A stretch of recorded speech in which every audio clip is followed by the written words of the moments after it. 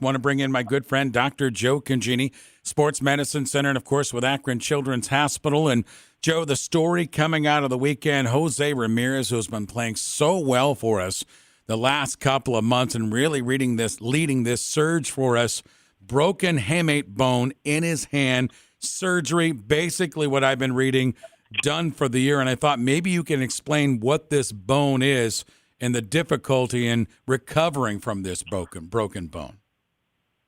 Yeah, Ray, sure. I've been asked a lot of questions about it through the weekend too, and from what the Indians are saying, from Tito's press conferences, from my knowledge, I think they're leaving the door slightly ajar of the possibility of him getting back at some point in the playoffs, and there has been some precedent for this. But the hamate bone is the real key thing that we're focusing on. It's one of the 8 wrist bones, the carpal bones that we call them in the wrist. And if people turn over the palm of their hand, if you see the palm of your hand, on the fleshy part that sticks out on the pinky side, not on the thumb side, right at the crease down at the bottom of the wrist, there's a bump there. And some of that bump is made by a bone called the hamate. And the bone has a funny hook to it. It's called the hook of the hamate, and it does get injured in sports. The bone is kind of a triangle bone with a hook to it. It's about the size of maybe an almond, so it's pretty small. And the symptoms are pain and weakness, and it does break from repetitive stress too, so that makes it a little bit different. A lot of people would say, "Hey, I didn't see the foul ball off his hand or the fastball that hit him in the hand or wrist." That's not the way these occur.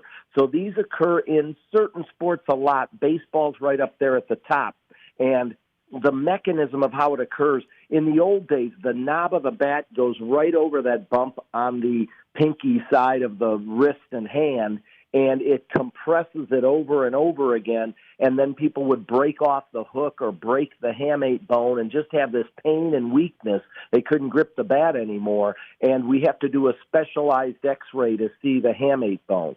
Nowadays in baseball, the number one cause, Ray, has kind of flipped a little, is everybody headfirst diving into base, is that hand sliding into base, jamming against the bag as they dive into base, now has really taken over as the number one mechanism in baseball. We do see it in golfers who also have the club across that part of the hand and jamming that club.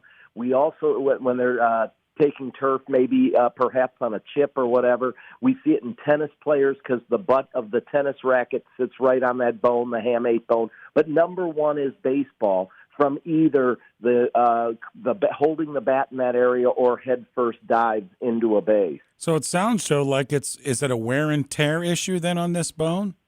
It can be kind of a repetitive injury and weakens, and then it cracks and breaks. So it's not always straightforward of, hey, like I said, taking a pitch off that. That's not the typical for this.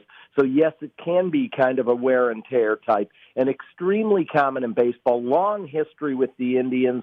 This puts Jose Ramirez with Michael Brantley in 2011.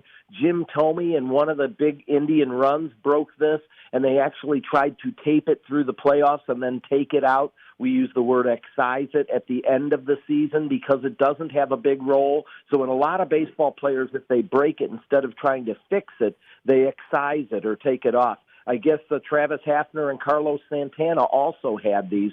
But so what happens is in New York today, the decision when they get in there and see how the break is making the decision of trying to fix it versus excise it, take it out. Most of the time they take it out.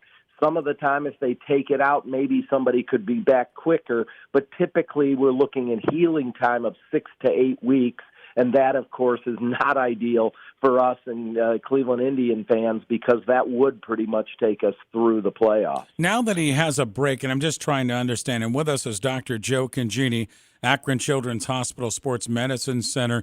You mentioned sliding and that type of thing. Once let's say we break that hamate bone in the hand, how painful is that? And can guys, I guess the follow-up to that, can they play through that? It doesn't sound like they can. They can play through that, and they do play through that, and Ramirez probably was playing through some of that. He admits yesterday that this wrist soreness has been going on for weeks.